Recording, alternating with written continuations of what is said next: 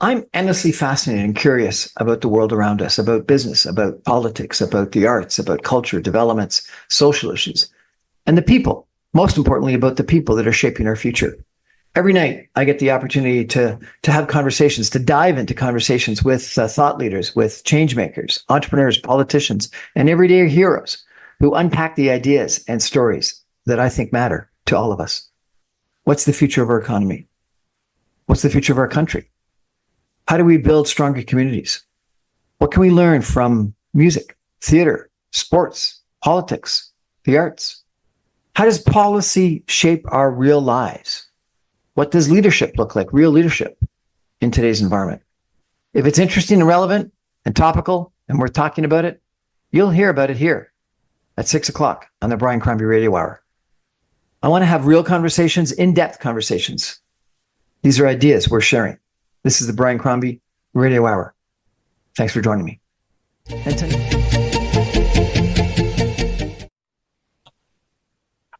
Good evening, everyone, and welcome to the Brian Crombie Radio. I've got two gentlemen with us tonight to talk about the Canadian government, or at least the Prime Minister's announcement that Canada is going to recognize the Palestinian state. And this is obviously a very important and interesting development in what's going on in Canada from a foreign affairs standpoint and obviously in the Middle East. I'm joined by Jack Cunningham. He is a fellow and assistant professor at Trinity College at the University of Toronto. He teaches international relations. He's also the program coordinator at the Bill Graham Center for Contemporary International History and a former editor of the International Journal, Canada's leading journal on international affairs. In addition to academic writings, he is a frequent commentator in the media on world events, including several opinion pieces on the war in Gaza and Canadian policy in the Middle East. Sir, thank you very much for joining us. How are you today? I'm just fine, Brian. Good to be with you. I appreciate it. And I've also got Peter Biro with us today. Peter is a lawyer, he's an NGO leader, and he's the founder and president of a democracy think tank called Section 1. He is senior fellow at a Center for Human Rights at Massey College, and he's chair emeritus of the Jane Goodall Institute. He's an adjunct professor in the Faculty of Law, University of Toronto, where he teaches constitutional law. He served as the governor of the University of Haifa and has written and commented on Arab-Israeli conflicts and on developments after the October 7th, 2023 attack on Israel and the ensuing war in Gaza. Gentlemen, was the Prime Minister right in saying that Canada should recognize Palestine as an independent state? Jack, you can kick it off. Okay, thank you. Well, the advocates of recognition seem to think that this is a propitious time to initiate unilateral recognition, which is a break from Canada's long-standing policy. That doing so would help bring about the so-called two-state solution that Canadian policy has long called for. That there is a possibility of an acceptable government being brought into a future Palestinian state, and that it is Israel's actions, including the conduct of the war on Gaza right now, that are the main obstacle to a two-state solution. So bringing pressure to bear on Israel is part of what's going on. My own view is that the analysis of the situation is fundamentally flawed, and that these recommendations are very unlikely to bring about the desired result. Peter? Yeah, I agree 100% with what Jack said. Canada's decision rewards terrorism, reduces the chances of a negotiated settlement, and recognizes a state that doesn't exist at the present time. But that's really just the beginning of it. It is morally flawed. It is practically irrational and incoherent. Let's not sort of lose sight of the larger context. Canada is joining now a group of countries that is piling on Israel. And just to go back to Keir Starmer's approach to this, which he's now kind of modified or walked back to some extent, he said, Israel either stops this war, there's either a ceasefire on Israel's part, or the UK will recognize a Palestinian state. Think about the logic of that. And that really is the logic that underpins all of this. This is operating not as support for the human rights of the Palestinian people, which I think Jack and I both also support. This is not really about Palestinian statehood. This is about reinforcing Israel's status as a global pariah, and it's operating more as rebuke. Now, think about recognition of political statehood, all right, as being used as a sword, as a threat, as a rebuke to Israel for how it has conducted the war. So it's operating as a means of punishing Israel. But it's more than that. The logic is breathtakingly flawed and disingenuous. Remember that Prime Minister Carney said that this declaration of statehood will be predicated, he said, not conditional, on a series of undertakings being performed and commitments given or promises made by Mahmoud Abbas, none of which he has any intention of delivering on, but even if he did, none of which he would be capable of delivering. But one of those has to do with recognizing that Hamas will play no part in any future talks or in any future statehood, in any future political entity called Palestine. And yet, the only way that Hamas disappears is if it is destroyed completely. Now, we can disagree, as certainly I do, with the Israeli approach to the war in Gaza, because it's been clear for some time, more or less from the date that they finally got rid of Sinawar until the present, that there were no further achievable strategic objectives. The hostages, dead and alive, are still detained, have not been returned. Israel is no more secure than it was before. However, Hamas is still a presence, and it will continue to be a presence. And if you're making a declaration of statehood conditional on the idea that Hamas disappears from the political equation, you've now shot yourself in the foot, because Hamas will treat this as a victory, and Hamas will continue to operate, to have influence, and in fact, it is seriously emboldened by this. There are a whole host of other reasons that go to domestic issues, the domestic political culture in Canada that I hope we'll get into, pertaining to anti-Semitism and the insecurity now of the Jewish people in Canada, which is seriously enhanced by virtue of this statement. But I'll stop there. Jack, maybe I could turn to you, sir. You messaged me and commented about a recent letter by former diplomats that are advocating recognition with various other proposals. Peter's spoken about the British and the French response. And I think there has been maybe not a global, but a profound response worldwide to the number of casualties, the number of deaths in Gaza. If you had an opportunity to sit down with our new Prime Minister, what would you tell him to do right now? Well, I would tell him, first of all, that it's absolutely undeniable that there's been horrendous suffering in Gaza, but a war waged against an enemy that uses its entire civilian population, its entire civilian infrastructure as shields, simply cannot be defeated, cannot even be significantly damaged without large-scale civilian casualties. But if we actually look at what's going on, Israel is doing better than almost any other belligerent has fared in any comparable undertaking. John Spencer of the Urban War Institute at West Point has said that if you actually look at what numbers we have that are reliable, and those are pretty few, the civilian casualties are lower than in most comparable conflicts.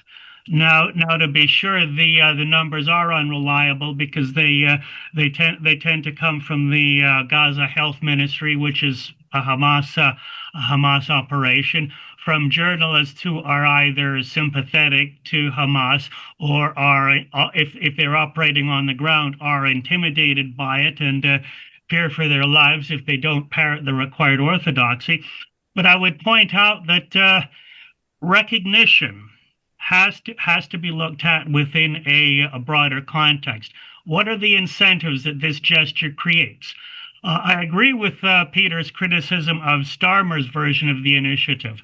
I mean, this is terribly misguided. If you essentially say to Hamas, it essentially says to Hamas, hang on, we're asking Israel to make these concessions, and you get recognition as a state at the end of the day if that doesn't happen.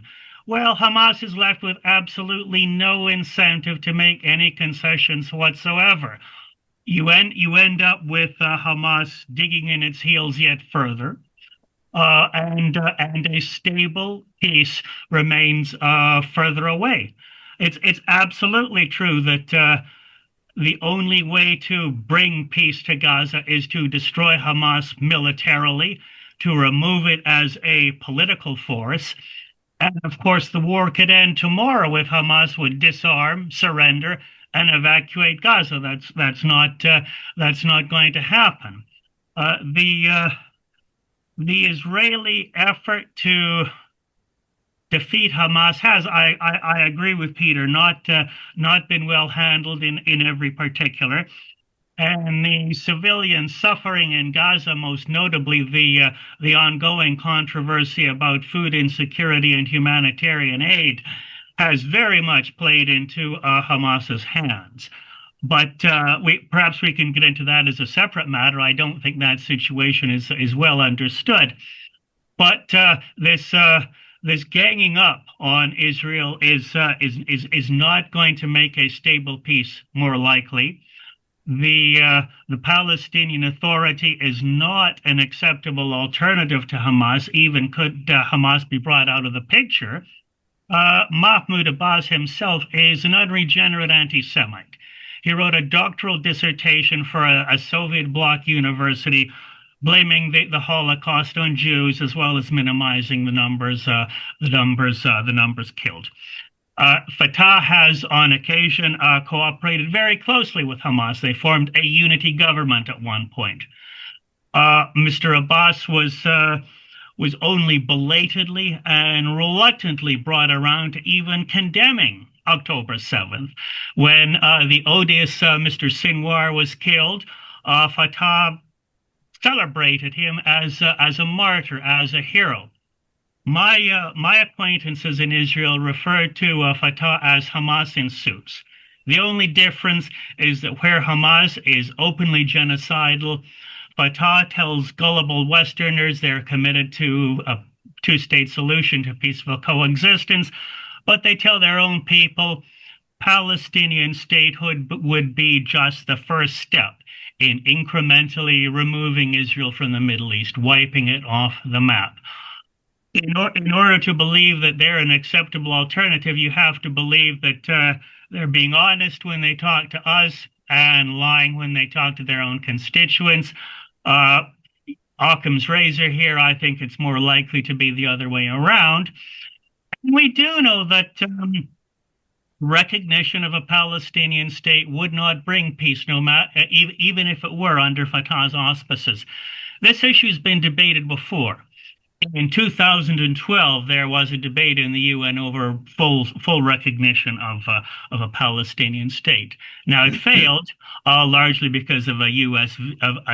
veto in the Security Council.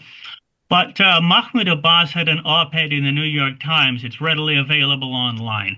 And he made it quite clear that what he wanted was recognition of a Palestinian state, and that once that status was secured, he would weaponize it. He would use it to pursue further claims against Israel through the International Court of Justice, through the UN, through multilateral bodies. And it would create a situation where should the Palestinian state be construed to include the West Bank and Gaza, Israeli military operations there would not be military operations in disputed territories. They would be incursions into the territory of a recognized state. So all of this would simply increase the pressure on Israel, strengthen the hands of those who want to destroy Israel, and again, a stable, secure peace would be further away. This is going to be a fascinating conversation and an important one today, everyone. Stay with us. We're going to be back in 2 minutes. I want to ask Peter Biro when we get back. So if what the two of you are saying is so obvious and so true, why is this happening? Why is Canada recognizing? Why is Britain? Why is France suggesting? Why are there so many calls for recognition? Is this domestic politics? What's going on here? Stay with us, everyone. Back in 2 minutes. Okay.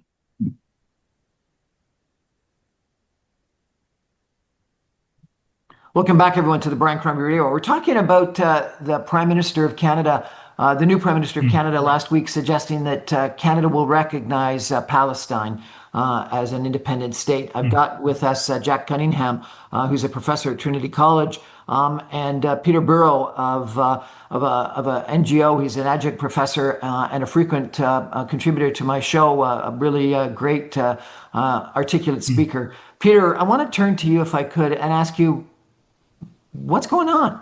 What's happening? If what you and Jack say is the truth, why is Britain, why is France, why is Canada, why are so many calls worldwide for recognition of Palestine right now?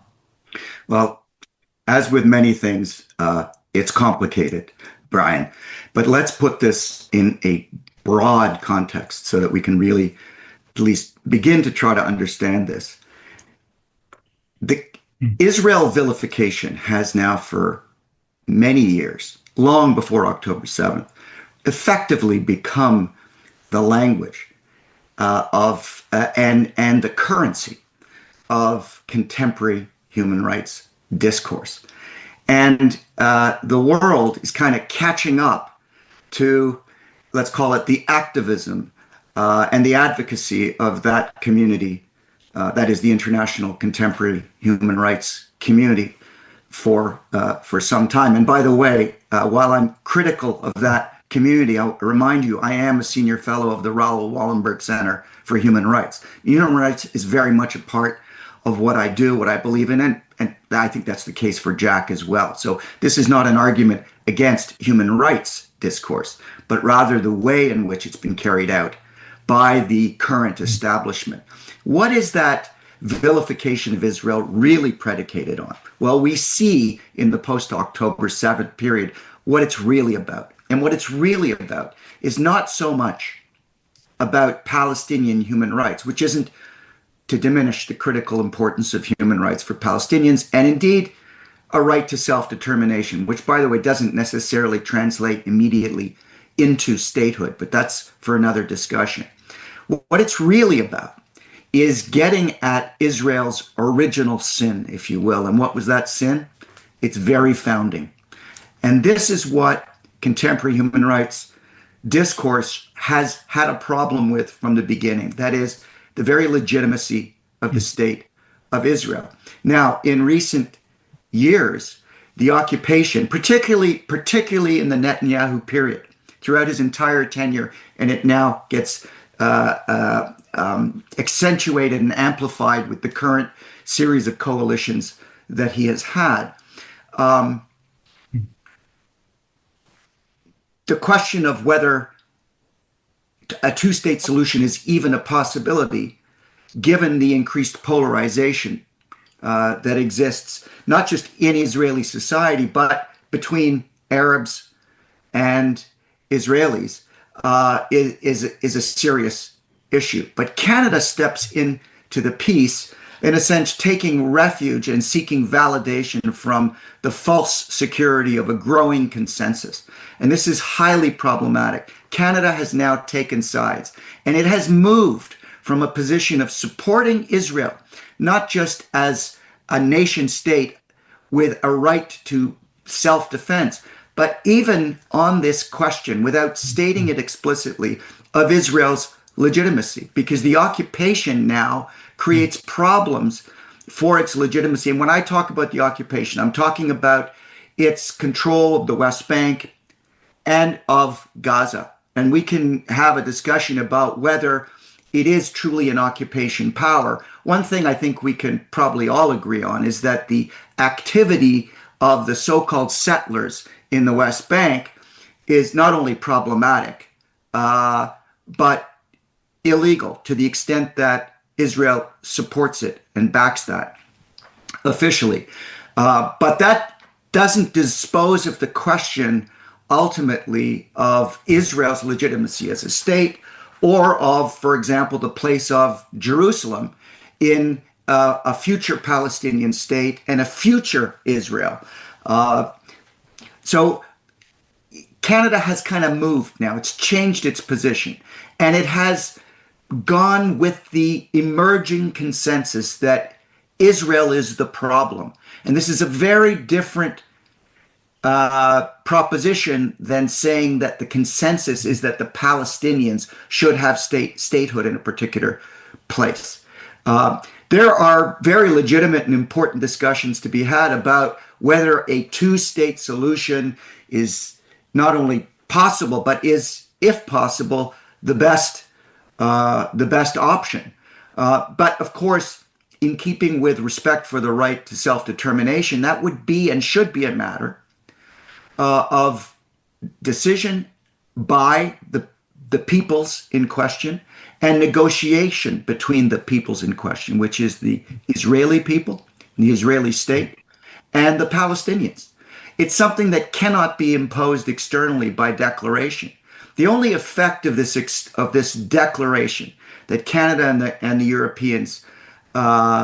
European countries will have is to actually deepen the polarization, to deepen the antagonistic discourse, and to deepen the insecurity of the Jewish people outside of the state of Israel, where support for a Palestinian state translates into, wrongly of course, contempt for the Jewish people, because it's always been a fundamental tenet of the Jewish people that Israel is the homeland and is the place where the Jews will ultimately not only reside but govern themselves. It goes back to biblical times. And you know, this issue, for example, of characterizing the Israelis as settler colonizers. And when I say settlers, I'm not talking about the settlers in the West Bank. I'm talking about the Israeli people as a whole, with the sinister reference. Sometimes it's a subtext, sometimes it's quite explicit, is that the Jews who fled Europe during the Second World War, during and after the Holocaust, are themselves colonizers of a land which, in fact, is indigenous to the Jewish people as it is to the Arab population. So what's happened here is that Canada has shifted in its understanding of history and in its implied judgment or assessment of Israel's very legitimacy. Professor Cunningham, I wonder if you could respond. You know, the people that I speak with, and maybe we're all naive, and Peter's right, but just let me give you a different point of view and ask you to respond. Is that I think that the vast majority of people I speak with don't agree with Peter. They don't think that there's anti-Semitism in Canada. They don't think that there's any issue about any original sin like Peter discussed. I think that the vast majority of people I speak with think that you know, Israel is a fantastic country, has a right to exist, and supported the creation of the Israel state. But they are disgusted by the scenes they see on the nightly news of the tragedy in Gaza, the utter destruction of buildings, homes, residences, the lives of the Palestinians in Gaza, and they're desperate to somehow see peace and stop it. And they take a look at Netanyahu and wonder about the way that he's conducted the war and question it, and probably do think, maybe naively, that a two-state solution is potentially the only solution to peace, and such that both not just Jews, but Israelis and Palestinians, Arabs, can live together in the Middle East. So tell me, is that just naive? Well, a two-state solution does have, for it to work, there are preconditions that have to be present. In the last interview he gave before his death, Henry Kissinger, who is the American Secretary of State, had helped had helped negotiate the winding down of the Yom Kippur War in 1973 and the subsequent normalization of relations between Israel and Egypt. He said the two-state solution is not viable at the present time. The preconditions don't exist, and one of the preconditions is a Palestinian political leadership that it will actually accept coexistence with Israel and not seek its destruction. And the advocates of recognition and a two-state solution talk about the need to give hope to the Palestinians. Well, we need to unpack that. Hamas actually saw its support spike significantly after October 7th. And even among those who do not support Hamas per se, approval of its actions was pretty high. Recognition would give a specific kind of hope to the Palestinians. Hope that what they're after can be achieved through violence. So it would encourage them to continue down that path. Frankly, I think the Palestinians have to be completely deprived of hope that they can achieve statehood through violence, and as a result, turn to recognition of the need for a peaceful negotiation leading to coexistence. The problem Israel faces is that it has made its own case very, very badly. And among Mr. Netanyahu's many mistakes, he has badly mishandled relations with the United States. He has picked quarrels with successive administrations when Israel's interests would have been better served by discreetly trying to work out what differences existed. He has not provided sufficiently coherent explanations of his strategy for the war, because he has alienated so many in the mainstream right of Israeli politics and forced himself into successive coalitions with far-right parties. He's unable to rebuke them when they say inflammatory and dangerous things, and as a result, people think that when settler politicians in the Knesset talk about retaking Gaza, expelling all the Palestinians, they think that's what Israel's after, that's what Israel is moving towards. Now, in fact, there's relatively limited support for full reoccupation of Gaza among the Israeli population, except among some diehard settler extremists, religious extremists. But Israel has not been, its government has not been in a position to make a sufficiently compelling case for what it's doing. Part of it also is that there has been a long-term shift in worldwide opinion, particularly among left-leaning academics and intellectuals towards Israel. A few years ago, a fellow historian of mine, Jeffrey Herf, wrote a book called Israel's Moment.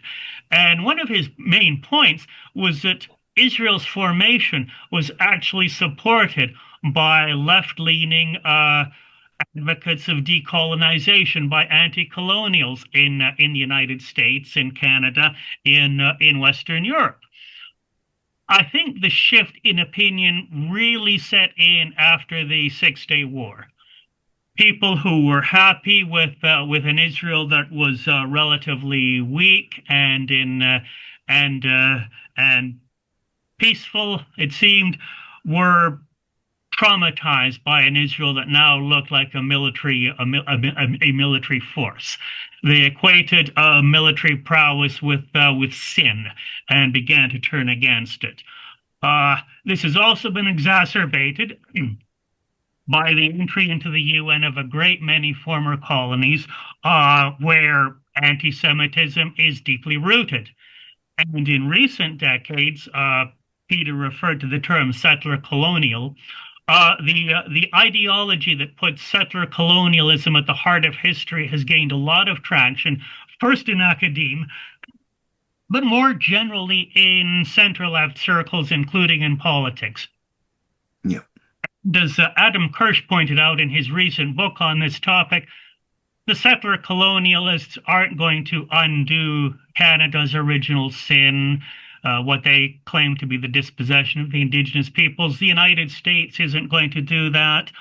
But Israel is the one so-called settler colonial state that can be undone. That's existence is provisional. It's the only state on the planet whose existence is still considered up for debate in ostensibly respectable circles. That's part of the shift of opinion. And it's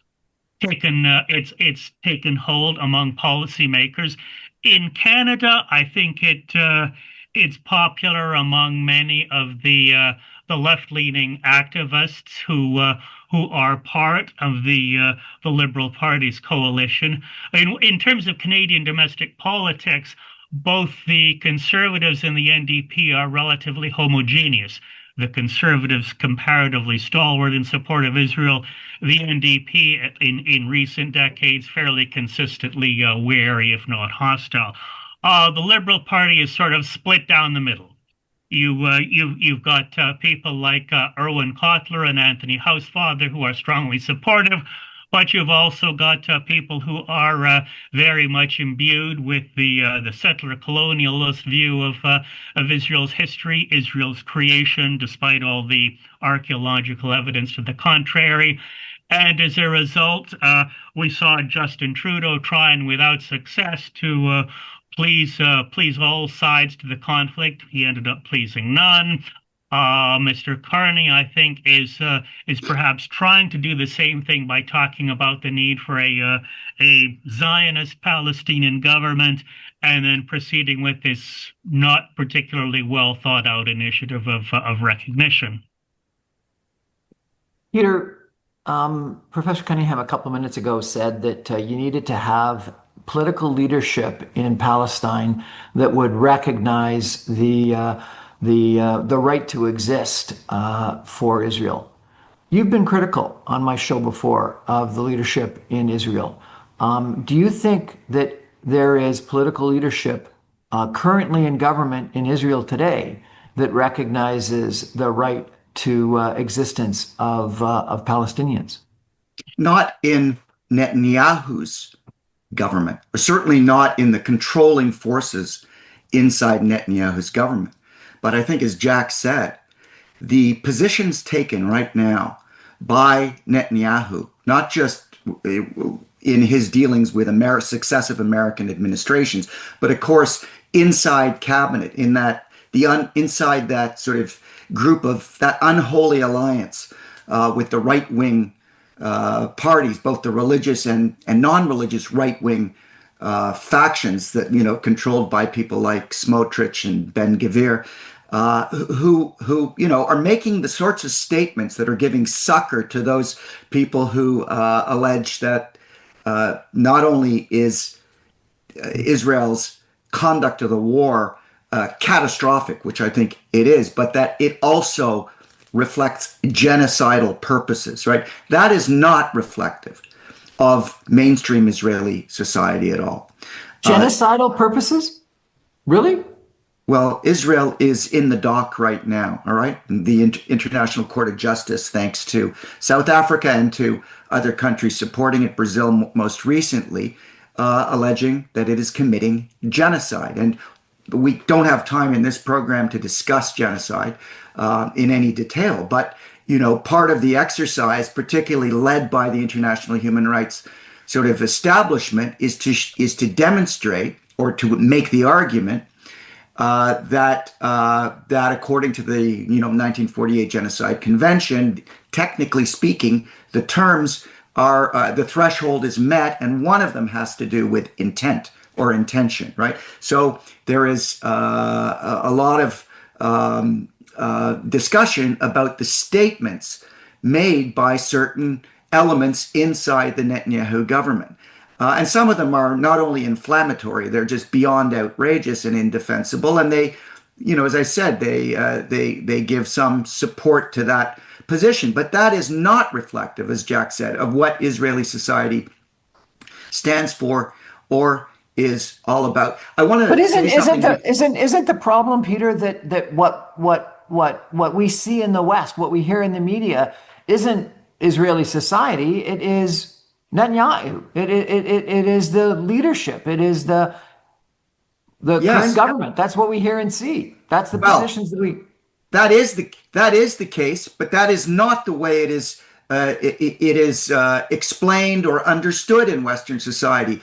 All of Israel is painted with the brush of those inflammatory statements by a few influential people in a coalition government, including led by Netanyahu, but incited by, again, Ben Gvir, Smotrich, and others. All of Israel, and beyond that, the Jewish people worldwide are indeed painted with that brush. And this is the point that I was trying to make earlier. One thing that I wanted to mention, because Jack referred to Erwin Kotler, who is among those liberals who support Israel. That is indeed true. But it's also true that Erwin, with whom I work and collaborate quite closely on a number of initiatives, has been historically one of the strongest advocates for human rights in the region, including and especially for the Arab minorities and other minorities inside Israel, and for the Palestinians in the territories. So it's important to understand. I wouldn't put Kotler and, for example, Housefather quite in the same bracket. I know Jack understands this. I just wanted to clarify it for your own listeners that what Erwin is about is about human rights. And it's important to note that he, like me, has been highly critical of Netanyahu. I mean, he has to go, but it's the Israeli people that have to remove him. And unfortunately, representative government achieved through a system of proportional representation in Israel that is seriously problematic, that I hope one day will be the subject of electoral reform, makes it very, very difficult right now to get rid of Netanyahu anytime soon. But he will go, and he will be held accountable by an Israeli criminal justice system, and by all kinds of military and civilian inquiries that are going to take place, examining, reviewing, and holding accountable all officials for the sordid history that, certainly beginning with October 7th. But there's one thing I do want to say about October 7th, and that is that we have had October 7th over and over again 665 times, because each day that those hostages, dead or alive, are not delivered up and released is a new and fresh commission of a genocidal act with a stipulated, explicit genocidal purpose. Just take a look at the Hamas charter in its earlier iterations. It is the destruction of Israel and death to Jews wherever you may find them. And so, that was not a one-time event, October 7th. Each and every day, and we've forgotten this, the hostages are still in captivity. Each and every day is a day on which they could have been released and ought to have been released. And each failure to do that is a new commission of an act of pogrom a pogrom that was never and has never to this day been acknowledged as such by international human rights experts and advocates. It's important to recognize that.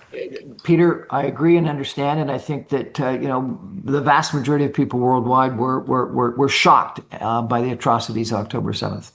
However, you have to recognize, and I know you do, that what we are subjected to every night on the news and in social media are pictures of the destruction of Gaza and of babes in arms that are dead and coffins, etc. And so I want to take a break and come back, and I'm going to ask the professor about this humanitarian crisis. And does this recognition of Palestine do anything to solve that humanitarian crisis? And if it doesn't, what does he think we need to do? Stay with us, everyone. Back in 2 minutes.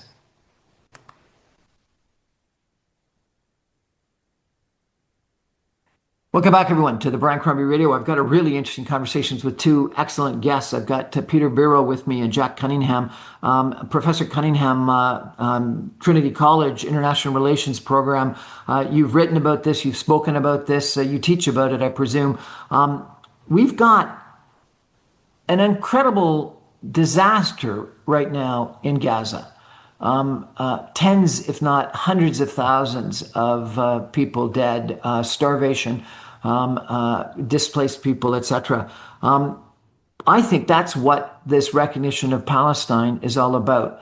Do you think that does anything to alleviate the humanitarian crisis? I think you obviously don't. And if so, why not? And if so, what's the solution? Well, there's no doubt that these images on the nightly news from Gaza are helping to fuel support for measures, however well thought out, to alleviate Palestinian suffering. The problem with food insecurity, though, is a lot more complicated than we tend to think. Earlier this year, the early months of this year, a fair amount of food aid was in fact flowing in. It just wasn't reaching most of the civilian population. One of the features of this conflict that's not particularly well understood is that control of the food supply, the ability to direct humanitarian aid, is one area where Hamas retains a fair amount of power. It has been militarily weakened, but it has used control of food to reward its own supporters, to starve others, and it's perfectly happy to generate these images of suffering. Hold it a second. Perfectly happy to generate these nightly pictures of suffering? Absolutely. Yes. Absolutely. From Hamas's point of view, the more starving Palestinians, the more dead Palestinians, the better, because every casualty can be weaponized against Israel. You think that Hamas is purposely starving its own population or allowing its own population to starve? Well, I do know that food prices in Gaza have in fact skyrocketed. They skyrocketed before Israel began restricting the flow of food aid, because Hamas was seizing and stockpiling food supplies. The Gaza Humanitarian Foundation, which has turned out to be a somewhat problematic initiative, was designed to provide a way of getting food aid to Palestinians that would circumvent Hamas, that would get it directly to the civilian population. And one of the features of the recent letter from the retired diplomats is very problematic, is its rejection of aid delivered through those channels, its insistence that it be through the UN. The UN agencies and the other humanitarian organizations in the region have all been approached by the Gaza Humanitarian Foundation and said, well, look, we are perfectly happy to help you deliver aid, to provide military security for delivery of aid, to identify locations at which it can be delivered, and they fairly consistently said no. just last week, I was listening to an interview on CBC with a representative of one of these organizations who said, well, aid shouldn't be delivered at the barrel of a gun. It can't be militarized. It can't be politicized. Well, if you don't have aid delivered with somebody there to provide military security, Hamas will seize it, will stockpile it, will feed only its own loyalists. We'll be perfectly happy to see those who do not support it suffer and starve and indeed die. And I think that when the employees of these organizations and agencies talk about food insecurity and the humanitarian catastrophe, they ought to look in the mirror a bit. Because their insistence on what they conceive of as neutrality in the apolitical delivery of aid is simply a non-starter in the conditions that now prevail in Gaza. Either aid is going to be delivered with the IDF or an organization working with it, providing security, ensuring delivery is relatively orderly and peaceful, or an attempt in the absence of such protection will end up with much of the aid being hijacked by Hamas, stolen by Hamas. There is still an awful lot of food, an awful lot of medicine in Gaza. It's just not reaching the people it should. That is a tragedy. Israel's turning off the taps on aid earlier this year was, I think, a mistake. It rested on the false assumption that doing that would force Hamas to make more concessions, but it underestimates the fact that for Hamas, the worse the better. The more Gazans are visibly suffering on our television screens, the more pressure can be brought to bear on Israel to make concessions. Peter, I want to ask you, sir. Can I just, would you mind if I just jump in there? Please, go ahead. Just to add to this, and I agree 100% with what Jack just said. Let's just reframe it, just to underscore what he said.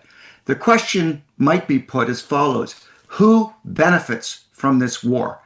And I, in a slightly simplistic way, answer as follows.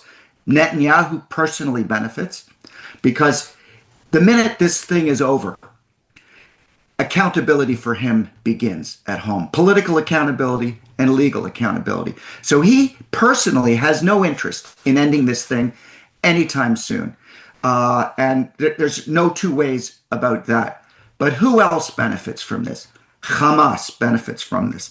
And to underscore Jack's point about Hamas wanting dead and suffering and starving Palestinians, let's just remember that this was premeditated, not just October 7th, but the entire conflict and the devastation inside Gaza was premeditated, and it began the moment that Hamas put pen to paper on the drafting table to begin the planning and the building of the tunnels. There are hundreds of miles of tunnels. I don't think anyone knows exactly how many miles of tunnels underneath the civilian infrastructure.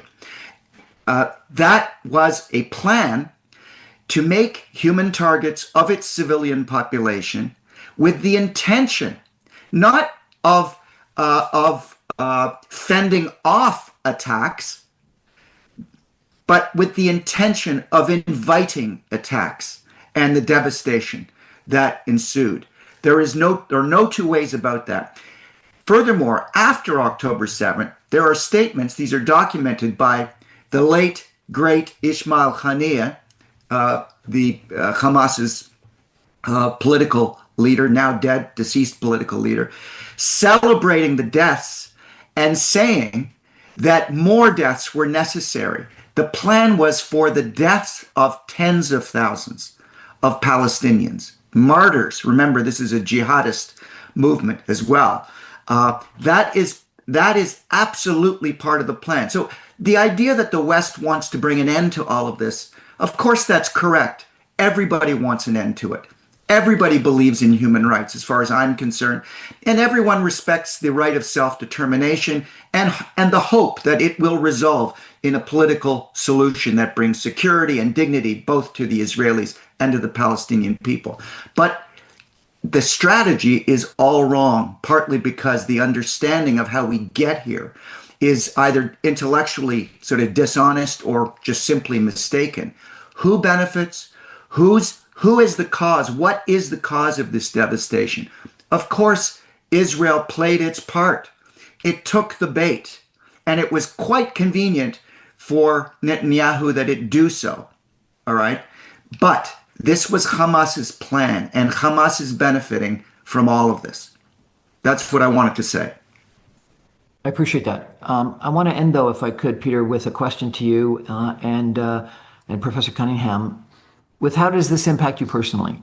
Because I think all of us listening to the show tonight in the Greater Toronto Area and across Canada, that aren't Jewish, have Jewish friends, work with Jewish people, have Jewish neighbors, and I think, and again, maybe I'm naive, that most people don't agree with you that this is anti-Semitic. This sense of this Canadian recognition of Palestinian state, or the attitude that backs it, or anything against anything about an original sin. It is disagreement with the conduct of the war by the current Israeli government, and so therefore you have interpreted this Canadian move as wrong, number one, and the professor has described exactly why he believes it's wrong, but you've interpreted it as a very anti-Semitic move, and worried that there's anti-Semitism growing in Canada today.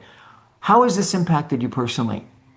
Well, let me just correct something. I didn't say it's anti-Semitic, and I don't believe that this recognition is anti-Semitic at all. I didn't say that. I said that it is part of an emerging consensus, all right, that has had an impact on anti-Semitism and the level of anti-Semitism. I didn't say that the recognition of a Palestinian state is anti-Semitic, and I don't believe that it is.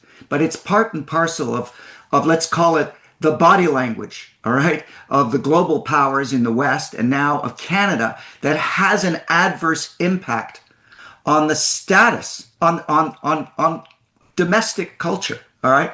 It's created polarization. It has made Jews more insecure, and it has increased contempt for the Jewish people, is what I said. But I did not say it's anti-Semitic, and I don't believe that it is, nor do I believe that criticism of Israel is anti-Semitic.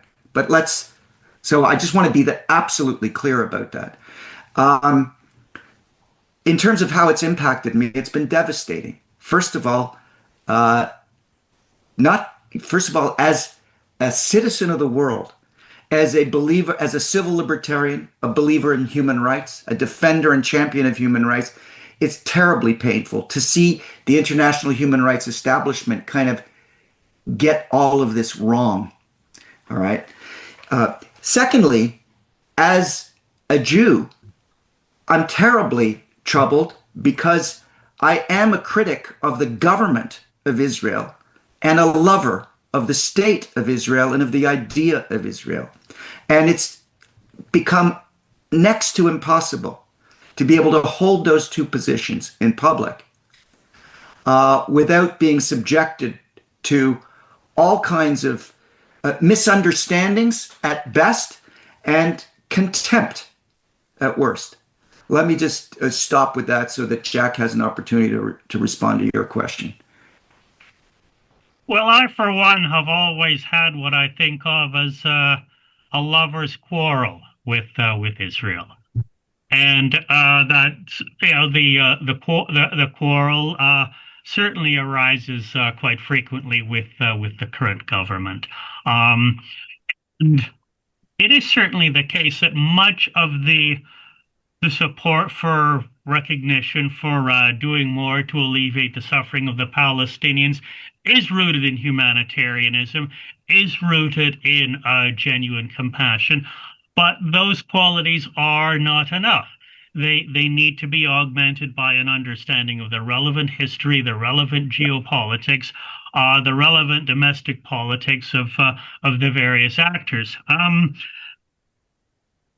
would add, though, that while anti-Semitism is emphatically not part of what's going on in Canadian or British or French proposals for recognition. The broader shift towards seeing Israel as settler colonialist, seeing Zionism as a fundamentally illegitimate project, does essentially deny to the Jews what it grants to everyone else, self-determination. Now, you can argue that that's not consciously anti-Semitic. Fair enough, but anti-Semitism doesn't have to be conscious to be real. And to hold Jews, to hold Israel to a higher standard than others is objectively anti-Semitic, however benign the intentions may be. Personally, I share Peter's sadness when I look at what's happening in Gaza, when I look at what's happening in the region as a whole. But good intentions aren't enough. And if they are allowed to run rampant without sufficient understanding of the realities on the ground, they can be terribly self-destructive. And I fear that this initiative of unilateral recognition will not produce what's intended. It will not leave Israel more secure.